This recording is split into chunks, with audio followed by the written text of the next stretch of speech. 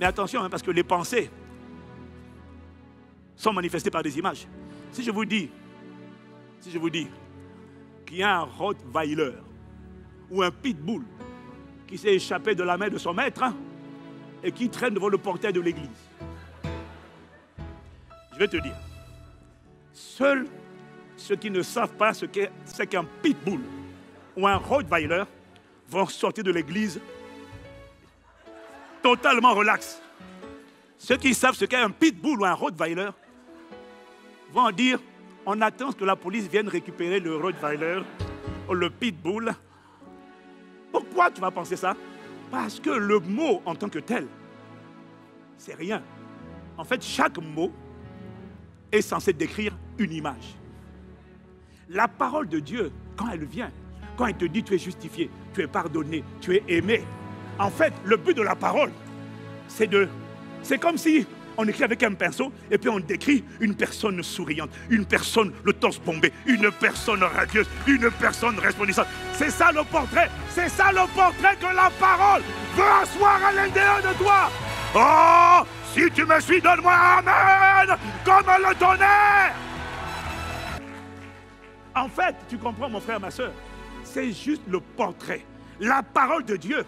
Le mot pitbull, si tu ne sais pas ce que ça veut dire, ça ne t'évoque rien. Mais quand tu sais ce que ça veut dire, tu dis attention, danger, imminent danger. Ça veut dire que chaque parole est censée dépeindre un portrait.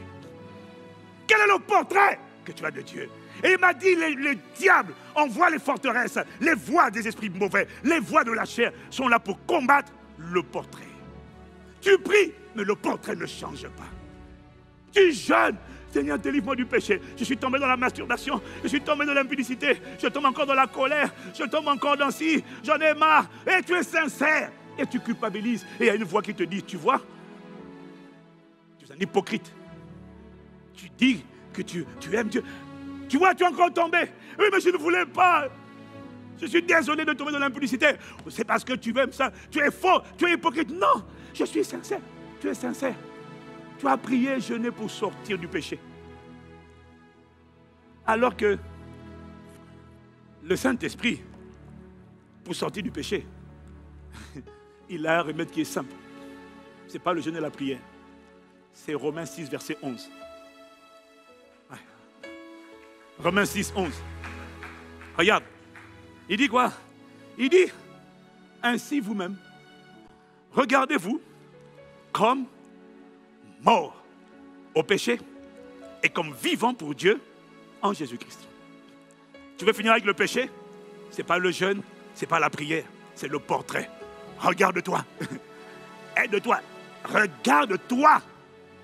Quand tu fermes les yeux, prends la parole, accepte-la et visualise maintenant un cadavre.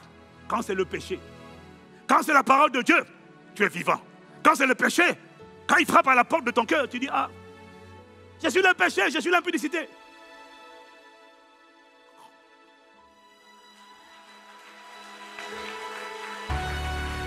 Regarde-toi dans un cercueil.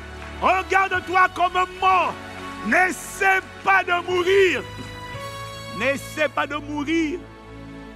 Regarde-toi comme mort. N'essaie pas de prier. Visualise la scène. Regarde-toi comme libre du péché. Regarde-toi comme un aigle que le péché n'arrive pas à stopper. Est-ce que tu arrives à le voir? Le jour où tu vas réussir, ça prend du temps, mais le jour où tu vas réussir à te voir comme un aigle qui habite les sommets, qui habite dans les hauteurs, que le péché ne peut pas retenir, ce jour-là, le péché aura fini avec toi. Que ce soit ton expérience et ton partage, que la révélation de la parole t'éclaire et te donne de l'intelligence. Au nom de Jésus, dis-moi amen. C'est juste une question de portrait. Je connais un frère, ici, très bien, mais depuis son enfance, lié dans l'alcool et l'impudicité. Il s'est marié et il était dans l'adultère tout le temps. Des femmes partout, en train de coucher partout. Il voit, il couche. Il voit, enfin dès qu'elle est d'accord évidemment. Il couche, il couche, il couche. Mais ce frère avait un avantage. C'est qu'il était sincère. Tu vois, quand tu lui demandes, tu vois sa tête, tu lui demandes comment ça va. Est-ce que tu arrives à rester dans la sainteté? Tu diras, pasteur, c'est dur. Qu'est-ce qui s'est passé encore? J'ai encore couché hier. Oh là là! Mais au moins, il ne fait pas partie des gens qui te baladent. Non, pasteur. Saint, saint. Oui, je suis saint, saint. Comédien. Lui, au moins, il était sincère. Et ce frère devait il a réussi, je crois, à tenir peut-être une semaine ou 2 semaines ou 3 semaines, ou je ne sais pas combien de temps, peut-être 1 mois, 2 mois, je ne sais pas. Et puis il a décidé de se marier. La veille même du mariage, de la présentation à la famille, il est encore tombé avec une autre femme. Donc du coup, le mariage a été annulé et reporté à une date ultérieure. Le temps que ce frère-là arrive à marcher dans la sainteté. Et je l'ai reçu de mon bureau. J'ai parlé avec lui. Et dans la communication, la conversation, je ne sais pas ce que je lui ai dit, mais j'ai essayé de lui dire ce que je suis en train d'essayer de te dire. Comment Dieu m'a délivré de la fornication quand je me suis converti. C'est avec Romains 6, verset 11. Il m'a dit, tu luttes parce que tu refuses d'accepter que tu es mort. Face au péché, je t'ai déjà délivré. Mais c'est parce que tu n'acceptes pas. Tu ne te reposes pas sur le fait que tu es mort. Tu essaies de négocier, tu essaies de voir si tu es mort. Je ne t'ai pas dit, touche-toi pour voir si tu es mort. Je t'ai dit, comporte-toi comme un mort, vois-toi comme un mort, visualise la scène d'un mort au péché. Quand le péché te parle, tu es mort. Pour lui, tu ne peux pas bouger. Mais quand c'est Christ qui te parle, là tu es vivant. Ça m'a pris du temps. Mais quand cette parole est rentrée en moi, c'était la fin de mes combats. La fin de tes combats, c'est aujourd'hui.